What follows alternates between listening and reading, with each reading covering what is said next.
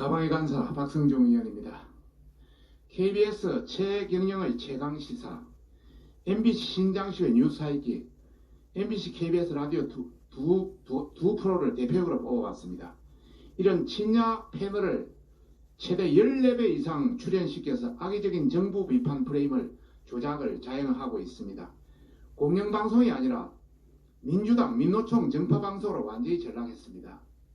방심위는 손 놓고 있습니다. 따라서 방심위원장, KBS 사장, MBC 사장은 사퇴해야 된다, 이런 내용입니다.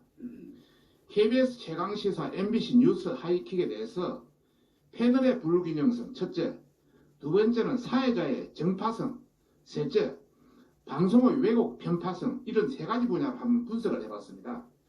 해보니까 공영방송이라 하기에는 정말 민망할 정도입니다.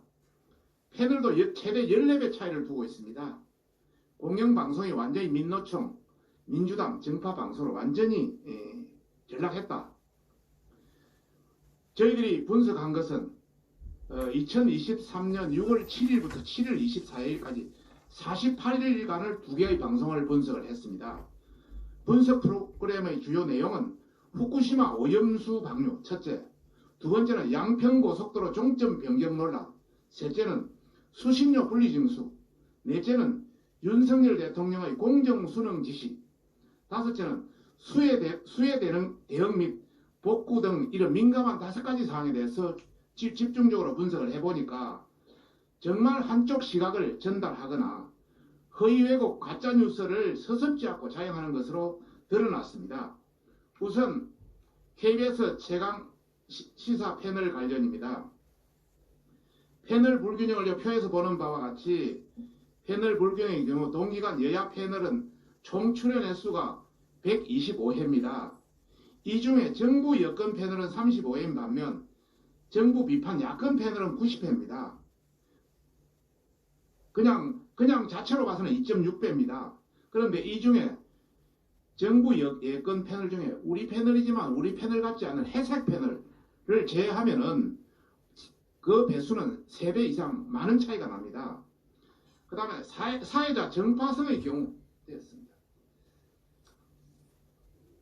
사회자 정파성의 경우를 저희들이 한번 체크해 봤습니다.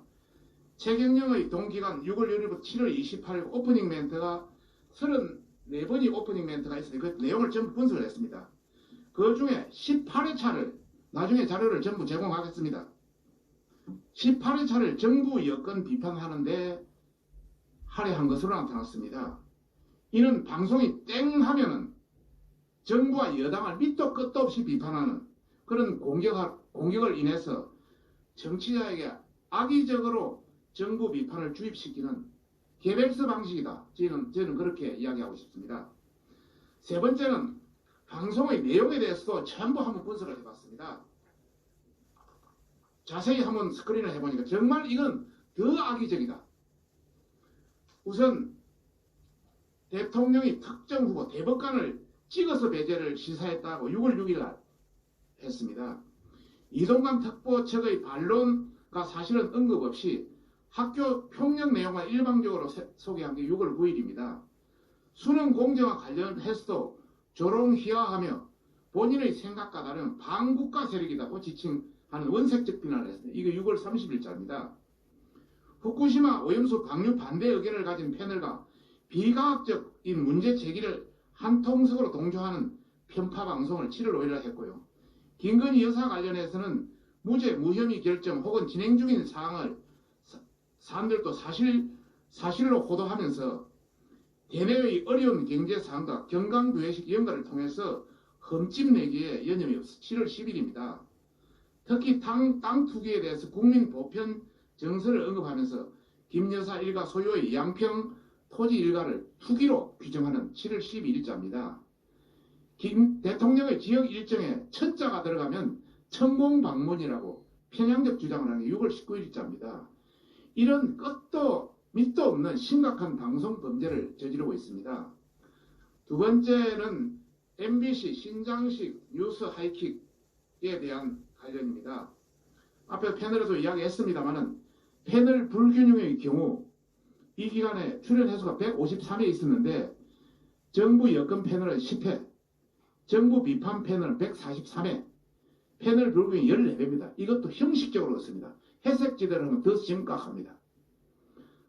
특히 후쿠시마 오염수 방류 관련 여권 패널은 5회, 야권 입장은 34회, 방류에 찬성하는 전문가는 한 사람도 나타나지 않았습니다. 양평 고속도로 종점 변경 논란의 경우에 보면은 여권 입장 패널 출연은 단 1회, 야권 입장 패널은 12회로 나타났습니다.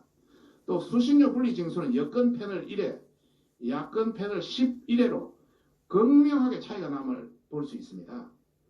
사회자 정파성의 경우 신장식은 동기간 중 OTT 특정 시리즈 미방영을 두고 이동간 효과, 정부 언론 탄압이라는 거짓 이미지를 생산했고 그게 6월 9일입니다. 이동간 특보 반론 소개 없이 하나고 학교 폭력 내용만 일방적으로 소개한 게 6월 12일입니다. 후쿠시마 오염수 검증 관련 독고 전략 IAEA 답정력 결론이라고 사실을 호도하기로 6월 13일입니다. 그리고 사회보장 전략회의 당시 대통령 발언을 두고 야권 주장에 동조하면서 규제 완화를 지용문이 활짝 여는 것으로 보인다. 이런 저질스러운 프레이밍을 자행했습니다. 그게 6월 14일입니다. 이런 게 내용들이 계속 돼 있고요. 일단 조금 다 생략했습니다. 마무리 좀 해주세요. 예. KBS, MBC 공정성이 이렇게 무너져 있는데도 정현주 방심위원장은 이들을 잡기는 이들을 옹호하고 있습니다. 따라서 정영주 방심위원장은 공영방송을 망친 책임을 지고 사퇴해야 할 것이고 KBS 김희철 사장, MBC 안영준 사장 또한 대한민국 공영방송을 민노총 민주당 정파방송으로 전락시킨 책임을 지고 당장 사퇴해야 된다고 강력히 경고하는 바입니다.